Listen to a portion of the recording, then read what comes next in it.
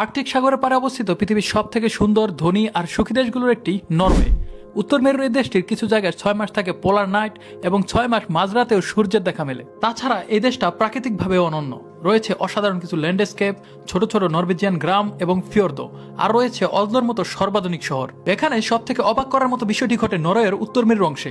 আকাশে বিভিন্ন রকমের আলোর ঝলক, যাকে আমরা নর্দার্ন লাইট বা আরোরা হিসাবে জানি। উত্তর মেরুর খুব কাছে অবস্থিত হয় এই দেশকে কেউ কেউ আবার ইন্ড অফ দ্য ওয়ার্ল্ডও বলে। বন্ধুরা, ভাইকিংসদের দেশ নরওয়ে সিরিজের প্রথম পর্বে আমি আপনাদেরকে স্বাগত জানাচ্ছি। আজকের এই যাত্রাটা আমার জন্য ভীষণ স্পেশাল। ইতালির রাজধানী রোম থেকে ডেনমার্কের কোপেনহেগেন, পরে অজলো পার করে উত্তর মেরুর শহর ত্রমজো পর্যন্ত। এটা একটা লং কিন্তু অসাধারণ ট্রাভেল জার্নি। এই ব্লগে থাকবে ট্রেন, ফ্লাইট, ট্রানজিট, শহর দেখা আর আকাশে দেখতে পাওয়া সেই স্বপ্নের দৃশ্য নর্দার্ন লাইট। এই যাত্রায় চেনা জায়গা নতুন করে জানার অনেক পথ রয়েছে, কিন্তু আপনি কোথায় যাবেন সেটা একান্তই আপনার ব্যাপার। কিন্তু মন থেকে দোয়া রাখবেন নিশ্চয়ই। চলুন তাহলে আমাদের যাত্রা শুরু করা যাক।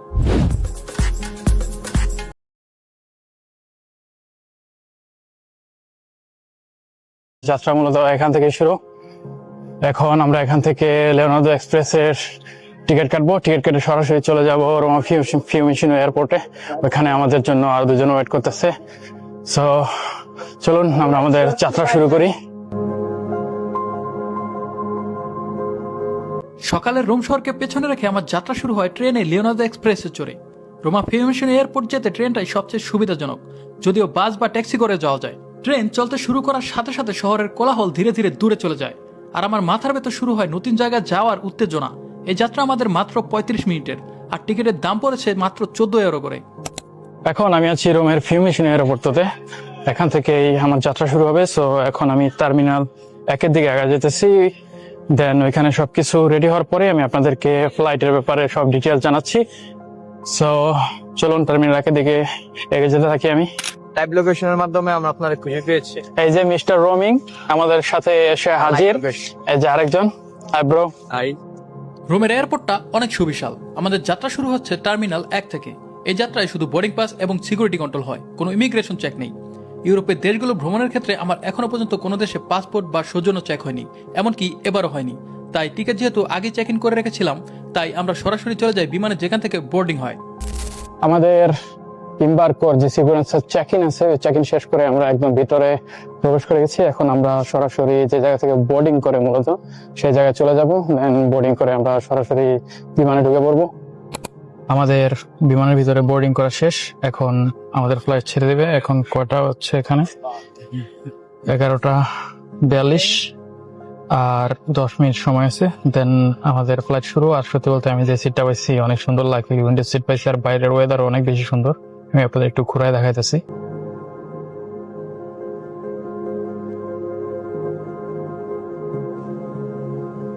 তারপর এয়ারপোর্টের ফর্মালিটি শেষ করে শুরু হলো আমাদের প্রথম ফ্লাইট, রোম থেকে ডেনমার্কের কোপেনহেগেন। প্রায় 2 ঘন্টা 30 মিনিটের এই ফ্লাইটটা ছিল ভীষণ সুন্দর, আর শেষের দিকে একটু ভয় ধরানো। প্রথমে রোম থেকে আমাদের টেক অফ ছিল খুব স্মুথ। নিচে সেই চিরচেনা ভালোবাসার শহর ছেড়ে এগিয়ে যাচ্ছি নতুন গন্তব্যের দিকে, নতুন একটি স্বপ্ন পূরণ করতে। পরে মাঝ আকাশে হালকা কিছু খাওয়া দাওয়া। বিমান এখন ইতালিয়া সুইজারল্যান্ডের বর্ডারে যে ইউরোপের বিখ্যাত আল্পস পর্বতমালা আছে সেটার উপর দিয়ে উড়ে যেতেছে। আর এখন আমরা ছোট ছোট একটা সকালের ব্রেকফাস্টের একটা আইটেম নিচ্ছি, কিছু একটা মিল্ক কফি আর একটা মাফিন। 2টা 6 ইউরো পড়ছে। কাফে মিল্ক কফির দাম 3 ইউরো আর মাফিনের দাম 3 ইউরো। এই বিমানে, ইউরোপের এই লোকাল বিমানে সাধারণত সবকিছু কিনেই খাওয়া লাগে। এই জায়গায় কোনো কিছু ওই বাংলাদেশের বিমান চাওয়ার মতো যে এক্সপিরিয়েন্স আছে ওইভাবে কোনো কিছু ফিরিয়ে দেয় না। সো আমরা এখন নিয়ে খাইতেছি আর আস্তে আস্তে আগা যেতেছি। এখন সম্ভবত একটা টার্বুলেন্সের ভিতরে পড়ছে, বিমান হালকা কাঁপতেছে। সো এখন আমরা আগা যেতে থাকি। সরাসরি দেখা হচ্ছে ডেনমার্কের কোপেনহেগেন থেকে। প্রথম আমরা ডেনমার্কের কোপেনহেগেন যাবো। ওই জায়গায় আমাদের মাত্র 55 মিনিটের একটা ব্রেক আছে। দেন ওই জায়গা থেকে আমাদের যেতে হবে নরওয়ের রাজধানী অজলোতে। অজলোতে আমাদের মোটামুটি হবে 4.5 ঘন্টার মতো একটা ট্রানজিট আছে। সো অজলো থেকে আমরা যাবো ত্রমজো। রাত যেতে যেতে আমাদের মাঝরাত হয়ে যাবে। সো পুরো জার্নিতে আপনারা আমাদের সাথে থাকবেন আর দেখতে থাকবেন পুরো জার্নিটা আমাদের। বন্ধুরা, এই যাত্রায় আমাদের যাওয়া আসার টিকিটের দাম পড়েছিল 277 ইউরো করে। যাত্রা করেছি আমরা স্ক্যান্ডিনেভিয়ান এয়ারলাইন্সে করে। আপনি যত আগে ট্যুর প্ল্যান করবেন, আপনার টিকিটের দাম ততই কম পড়বে। বিমান যখন ইটালি ক্রস করে সুইজারল্যান্ডের ভিতর পার করছিল, জানালার বাইরে তাকালেই দেখা যাচ্ছিল আল্পস পাহাড়, সাদা বরফে ঢাকা বিশাল পাহাড়, আর মেঘের ফাঁক দিয়ে সূর্যের আলো। এমন দৃশ্য দেখলে কিভাবে সময় কেটে যায় বোঝাই যায় না। কিন্তু এই যাত্রায় আমাদের সবচেয়ে বাজে এক্সপিরিয়েন্স ছিল ল্যান্ডিং এর সময়। আমরা এখন ডেনমার্কের রাজধানী কোপেনহেগেনের একদম কাছাকাছি চলে আসছি, আর এদিকে ওয়েদারটা একদম বাজে, একদম মেঘলা করছে, দেখা যাইতেছে না। আর আমাদের ল্যান্ডিং করতে মাত্র 20 মিনিটের মতো সময় বাকি আছে। কান একদম স্তব্ধ হয়ে গেছে, বাজে একটা খালি হইতেছে। আর আমি একটা কাজ করছি, আমার এখন মনে পড়ছে, আমি আমার মালিয়াত্তাতের মেয়ে যেটা করম যে নিচে চলে যে জামাটা গেছিলাম, আলহামদুলিল্লাহ সেটা পাশায় রেখে আসছি। এখন আমার নরওয়ের অজলোতে নাইমা ওটার আবার নতুন করে কিনা লাগবে, কি একটা ঝামেলার মধ্যে যে পড়ছি। কোপেনহেগেন পৌঁছে আমার ট্রানজিট ছিল মাত্র 50 মিনিট। সময় কম হলেও এয়ারপোর্টের ভিতরে একটু হাঁটাহাঁটি। খুব ক্লিন, শান্ত, আধুনিক একটা এয়ারপোর্ট। সবকিছু খুব স্মুথলি চলছে। এখন আমি আছি ডেনমার্কের কোপেনহেগেনে। একটু আগেই বিমান এসে এখানে ল্যান্ডিং করছে। এখানে আমাদের ছোট একটা যাত্রা বিরতি 55 মিনিটের মতো, দেন 3:25 আমরা এখান থেকে আবার নরওয়ের অজলোর উদ্দেশ্যে রওনা করব। বাট আজকে যে ঘটনাটা ঘটছে, মূলত আমার লাইফে যতবার আমি বিমানে চড়ছি তার ভিতর সবচেয়ে বাজে এবার ওর্স্ট এক্সপিরিয়েন্স ছিল আজকে ল্যান্ডিং এর। যখন ল্যান্ডিং করছে বিমান এমন ভাবে একটা বাড়ি মারছে, ভাবছিলাম যে চাকুনিটা মারছে বাবা। যাই হোক, আমি আপনাদেরকে ফুটেজটা দেখাবো। সবাই ভয় পেয়ে গেছিল, বিমানের ভিতরে চিল্লাচিল্লি শুরু হয়ে গেছিল। সো এখন আমি এয়ারপোর্ট একটু হাইটে দেখি, আমি আপনাদেরকেও দেখাই। সো গাইস, এখন আমাদের ডেনমার্কের কোপেনহেগেন থেকে অজলোর উদ্দেশ্যে বিমানে বোর্ডিং শুরু হয়ে গেছে। মাত্র 1 ঘন্টা একটা ফ্লাইট। সো দেখা হচ্ছে সরাসরি নরওয়ের অজলো থেকে। এরপর কোপেনহেগেন থেকে মাত্র 1 ঘন্টার ফ্লাইটে পৌঁছে যায় নরওয়ের রাজধানী অজলোতে। ছোট এই ফ্লাইটটা যেন পরের বড় অভিজ্ঞতার প্রস্তুতি। তবে এবারের যাত্রা এবং ল্যান্ডিং দুইটাই ছিল অনেক smooth. Hello guys, welcome back to my new video. Hello guys, it's your boy Yasin Arafat Apu, back to new video baby. আচ্ছা, এখন আমরা আছি নরওয়ের রাজধানী অজলোর এয়ারপোর্টে।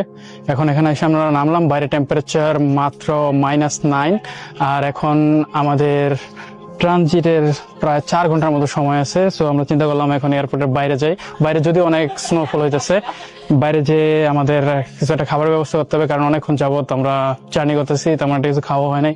বাইরে যাই, শর্ট একটু ঘুরে দেখি আর খাওয়া দাওয়া করি, দেন আবার আমাদের এয়ারপোর্টে ব্যাক করতে হবে। সো চলেন বাইরে অত শর্ট একটু ঘুরে দেখি। অজলোতে আমার ট্রানজিট ছিল প্রায় 5 ঘন্টা। এত সময় এয়ারপোর্টে বসে থাকার কোনো মানে নেই, তাই এয়ারপোর্টে কিছুক্ষণ ঘুরে ট্রেনে করে চলে যাই অজলো সিটি সেন্টারে। আমার পিছনে এখন আপনারা দেখতে পাচ্ছেন, এটা হচ্ছে অজলোর ট্রেন স্টেশন। ওইখান থেকে আমরা এখন ট্রেনে করে অজলো সেন্টারের দিকে যাব। আর এখানে আমাদের টিকিটের দাম পড়ছে পার পারসন ইউরো হিসাব করতে গেলে 22 ইউরো করে, আর নরওয়ের ক্রোন হিসাব করতে গেলে 258 নরওয়েজিয়ান ক্রোন।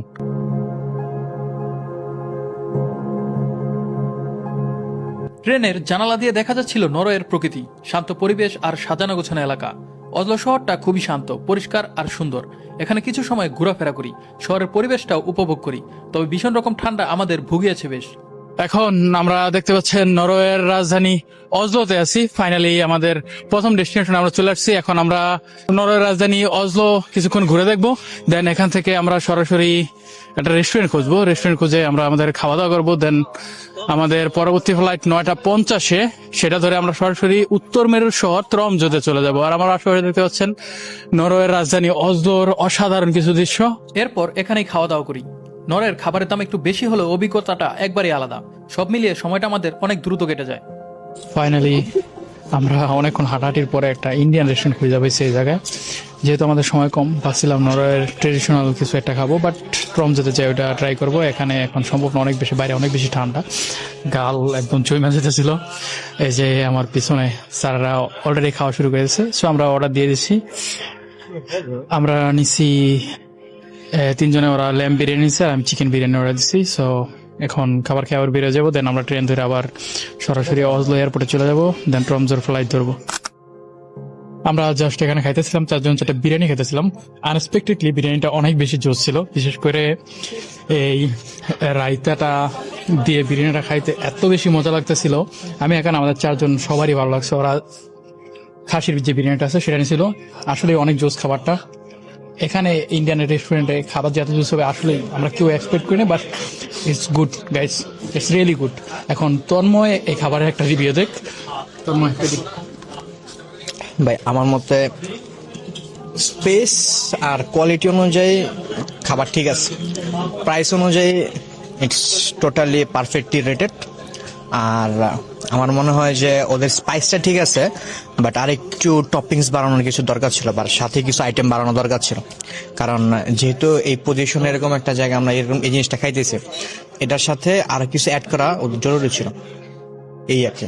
আমাদের খাওয়া দাওয়া শেষ করে আর অজলো সিটিটা কিছুক্ষণ ঘুরে এরপর আবার ফিরে আসি অজলো এয়ারপোর্টে। সামনে আছে আজকে সবচেয়ে প্রতীক্ষিত ফ্লাইট অজলো থেকে ত্রমজো। গাইস, এখন অজলো এয়ারপোর্ট থেকে আমাদের বোর্ডিং শুরু হয়ে গেছে ত্রমজোর উদ্দেশ্যে। আমি যদি আপনাদেরকে একটু ঘুরে দেখে, আগে তারা বিজনেস ক্লাসের বোর্ডিং করতেছে। এই যে এদিক থেকে বোর্ডিং শুরু হয়েছে, একটু পরে আমাদের বোর্ডিং হবে। এখানে জাস্ট আমরা একটা বারে বসছিলাম, বৈশা কিছু কাফে টাফে খাইলাম আর কি। এই যে বারটা আপনারা দেখতে পাচ্ছেন। এখন এখান থেকে আমাদের ত্রমজোর ফ্লাইট। সো এখন আমরা বিমানে বোর্ডিং করি, দেন বিমান থেকে আবার দেখা হচ্ছে। সো বিমানে এসে বসছি, এখন আর 20 মিনিটের ভিতরে ফ্লাইট ছেড়ে দেবে। তো ফাইনালি ফরচুনেটলি আমি এবার উইন্ডো সিট পাইছি, অ্যান্ড হোপফুলি অরোরা বা নর্দার্ন লাইট দেখতে পারবো বিমান থেকেই, আশা করি।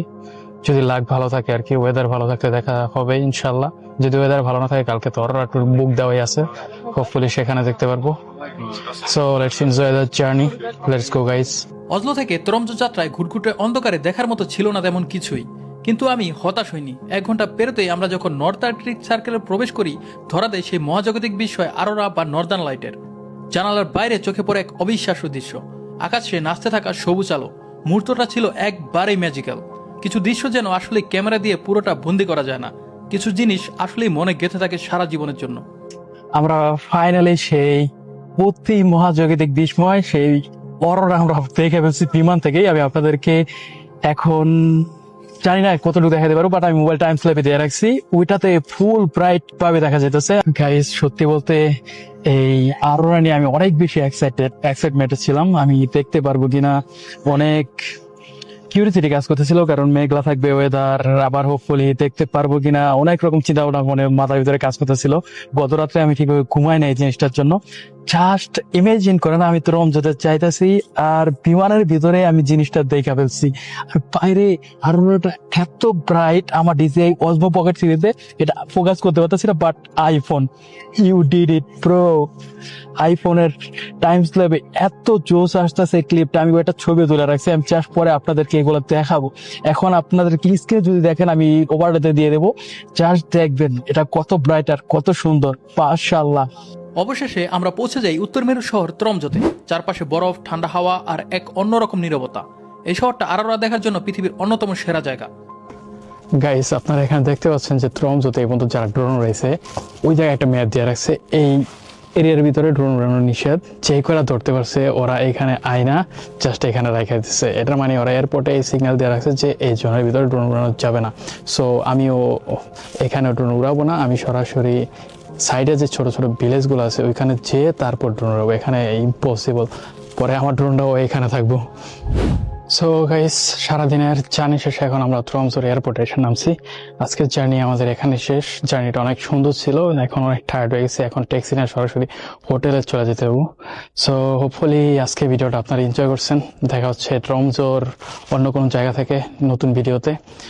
আর নোরাতে কিছুদিন যেহেতু আসি, নোরা নিয়ে আরও কয়েকটা ভিডিও বানাবো। সো সামনের এপিসোডগুলো আপনারা দেখবেন, আশা করি আপনাদের ভালো লাগবে। সবাই ভালো থাকবেন, আল্লাহ হাফেজ, বাই।